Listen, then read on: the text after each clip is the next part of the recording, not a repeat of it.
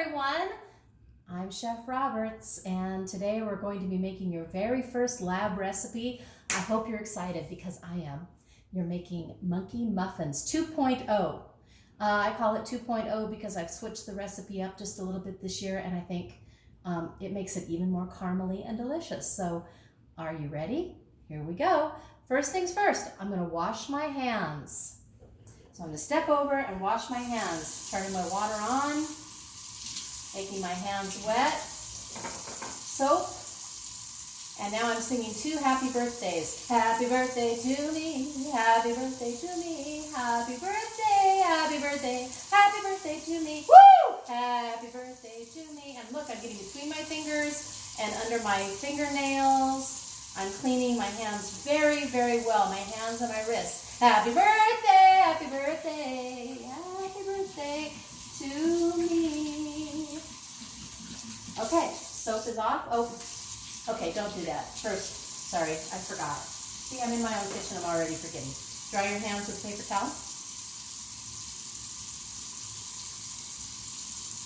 And then turn your water off. I don't normally do that because we don't want to waste water here at home, right?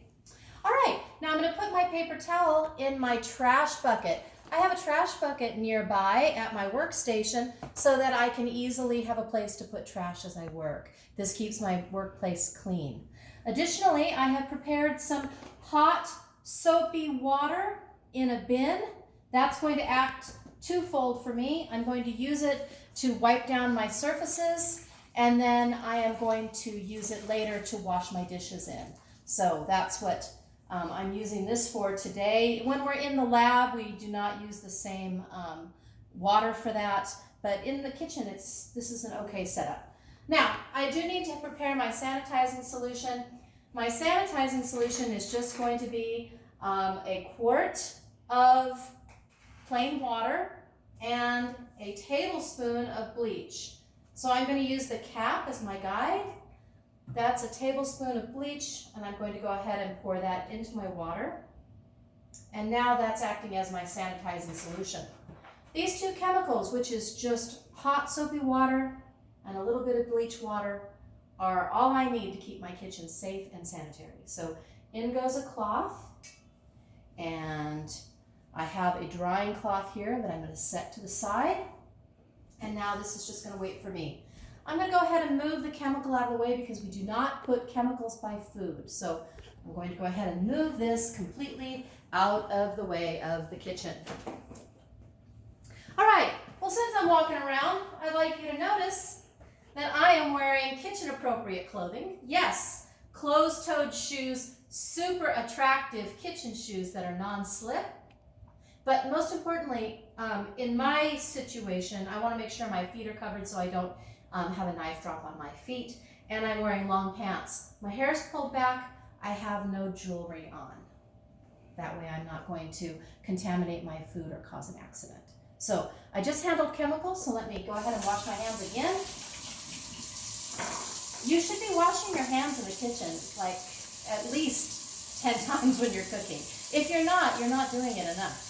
You should wash your hands all the time. A lot of you wash your hands after you use the bathroom, when you change tasks, when you touch animals, when you touch the floor, when your hands are dirty or soiled with a different cooking agent like butter, perhaps. Every time you switch tasks, you should be washing your hands. Okay, my hands are nice and clean. And now I'm going to go ahead and wipe down my surface area. Now I have gone ahead and already done this. I've already cleaned and sanitized, but I'm going to go through the motions for you to remind you that you should be cleaning and sanitizing. I cleaned and sanitized this whole surface area before I got out my ingredients so that I could make this video a little quicker, because I've decided that I'm going to record my videos in real time. I'm sorry, I'm not a YouTube sensation. And I never will be, so you're never going to get great edited videos, but you will get me cooking, and I guess that's the point of this. So I've gone ahead and wiped down my surface area. Now I'm going to go ahead and sanitize it, and I'm going to let it air dry, because air drying ensures that the area will be clean and non-contaminated by any cloths that are roaming around your kitchen. sometimes your drying cloths are not very sanitary, so not really the best choice. All right, we are ready, cleaned and sanitized. I'm going to go ahead and move my sanitizing solution out of the way. I'll set it over here by my lovely aloe plant. Okay, I'm ready if you're ready. So we're making monkey muffins. Oh, I've got hair in my eye. What should I do? Should I touch my face and move it out of the way? No! Just do that. Don't touch your face with your clean hands. Don't be silly. Okay. I need my ingredients. I need some sugars. I need a white sugar and a brown sugar. So I have some of that, and I'm going to be showing you how to measure that in just a moment. I will need some butter. I'm a huge fan of butter. Love it. I have two kinds of butter here to show you today, so I'll be explaining the difference between those butters in just a moment. You need some cinnamon. Yes, I buy in bulk.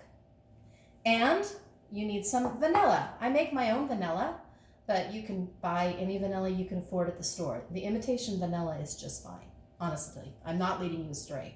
The imitation vanilla is fine. You need some salt.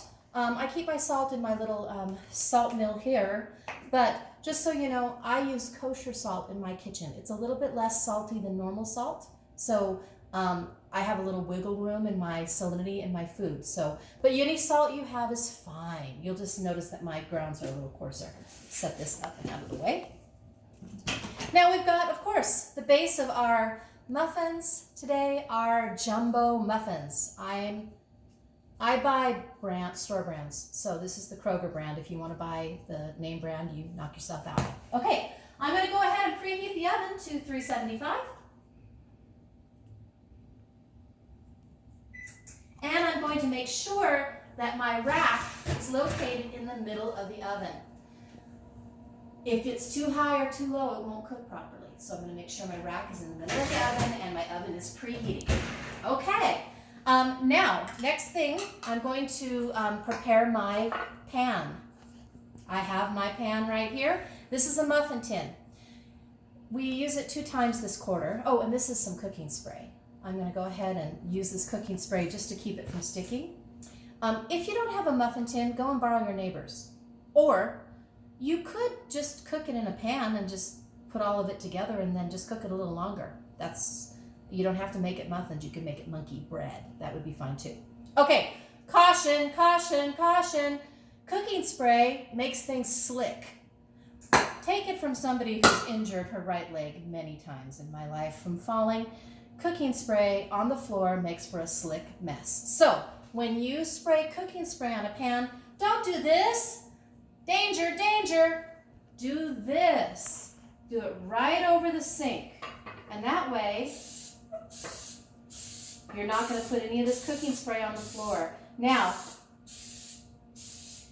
cooking spray isn't delicious, so don't overdo it. And if you get a lot on the sides, it's hard to clean. So I have my pan sprayed and prepared, and we're going to make 12 monkey muffins today. So this pan is perfect. What if you only have a 6 pan? Then do it twice. Make 2 batches. No big deal. Okay, my pan's going to sit there and wait for me. Now, have you ever opened these things? They're exciting. Just take the wrapper off. Oh, there it goes. That's what happens when it's warm. Sometimes it's stubborn though, and it doesn't want to open. So this is when you do the whole whack on the side of the counter, or you could just take a butter knife and then just pierce the side of it. You just push in and it'll pop open. So however you can get this to open is how you get it to open. I am actually going to be saving this batch for a delicious treat of pizza Hot Pockets that I'm making next. Our student aide Guadalupe made this for you, and there's a demo video for that later on in the module.